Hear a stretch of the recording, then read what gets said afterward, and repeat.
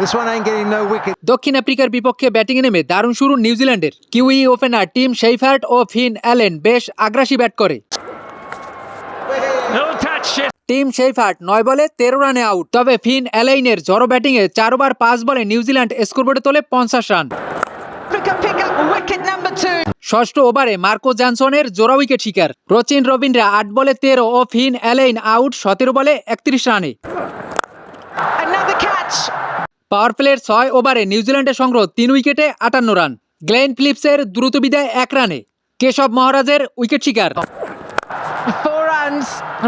তবে Daryl Mitchell ও mark চ্যাপম্যানের ব্যাটে রানের গতি ধরে রাখে নিউজিল্যান্ড। 10 ওভার 4 বলে কিউইদের স্কোর 4 উইকেটে 17 রানে পৌঁছে। মার্ক চ্যাপম্যান 26 বলে 48 রানে আউট। মার্কো জনসনের চতুর্থ উইকেট শিকার। 15 ওভারে নিউজিল্যান্ড তোলে 5 উইকেটে 140 রান।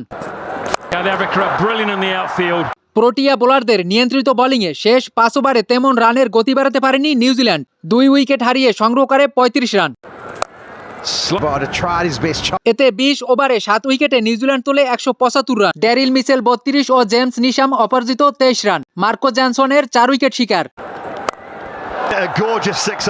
176 রানের টার্গেটে ঝোড়ো ব্যাটিং শুরু দক্ষিণ আফ্রিকার। ওপেনার ডি কক ও অধিনায়ক মার্কারামের আগ্রাসী ব্যাটে মাত্র 3 ওভারই স্কোরবোর্ডে তোলে 50 রান।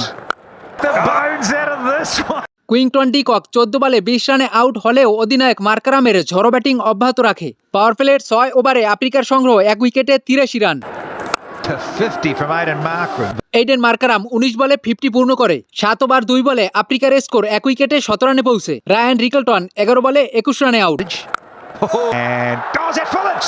এরপরে ডিওল্ড ব্রেভিসকে সাথে নিয়ে মার্কারাম ব্যাটিং অব্যাহত রাখে। 10 ওভারই ম্যাচ সহজ করে দক্ষিণ আফ্রিকা, তোলে 2 উইকেটে 119 রান। বাকি 10 ওভারে তখন প্রোটিয়াদের জয়ের জন্য দরকার 75 রান। ডিওল্ড ব্রেভিস আউট 17 বলে 23 রানে। 131 রানে তৃতীয় উইকেটের পতন। এরপরে ডেভিড মিলারকে সাথে নিয়ে এইডেন মার্কারাম বাকি কাজটা অনায়াসই শেষ করে। 17 ওভার 1 বলে 17 বল হাতে রেখে 7 উইকেটে ম্যাচ জয়লাভ করে দক্ষিণ আফ্রিকা। টানা 3টি ম্যাচ জিতে পয়েন্ট তালিকার প্রথম স্থান ধরে রাখল দক্ষিণ আফ্রিকা। মার্কারাম 84 ও মিলার 24 রানে ছিল অপরাজিত।